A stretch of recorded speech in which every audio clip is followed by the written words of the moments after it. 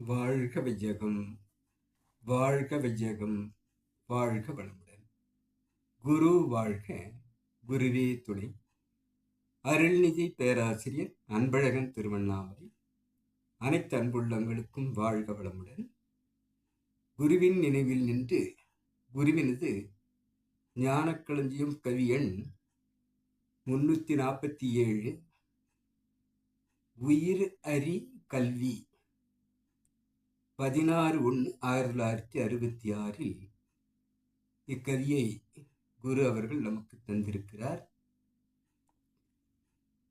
கற்ற கல்வியால் மனிதன் முழு அளவில் பயனை காணவெனில் தன் உயிரை உணரத்தக்க நெற்றிக்கண் ஆசானால் திறக்கப் பெற்று நிலையாது சுழலுமனும் உள்ஒடுங்கி பற்றற்ற நிலை வரையில் பழக வேண்டும். பதி பசு பாசம் நிலைகள் விளக்கமாகும். நற்றவத்தால் வாழ்வு வளம் பெருக துய்த்து நாட்டுக்கும் தொண்டாற்றி நலம் விளைவிப்போம். வாழ்க வளமுடன். கல்வியில் உயிரை அறியும் கல்வி சிறப்பானது என்பதை சொல்லி ஆன்மீகம் நோக்கி நாம் கல்வி பெற்றவர்கள் சென்றால் இந்த நிலை நாம் அடைய முடியும் என்பதை கற்ற கல்வியால் மனிதன் முழு அளவில் பயனை காணவெனில், கற்ற கல்வியை முழு அளவில் பயன் கொள்ள வேண்டும் என்று சொன்னால் தன் உயிரை உணரத்தக்க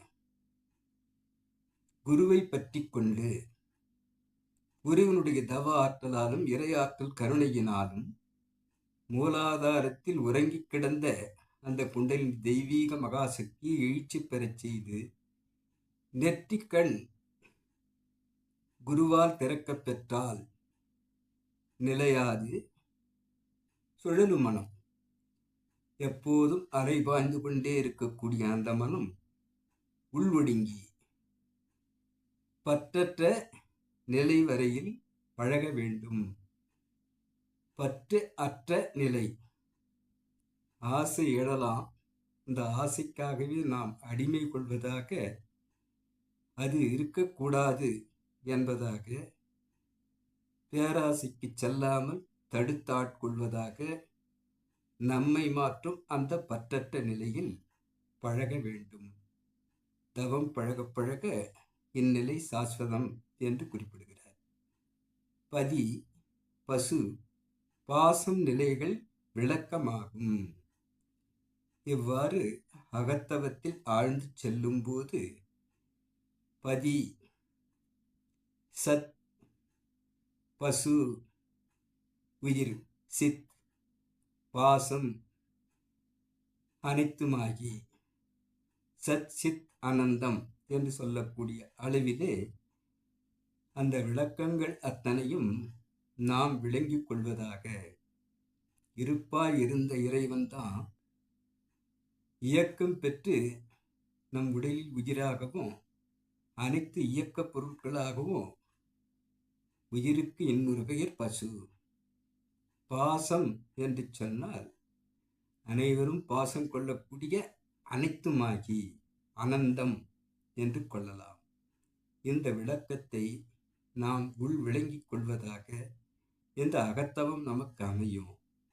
நற்றவத்தால் வாழ்வு வளம் பெறும். அந்த வளத்தை தூக்கவும்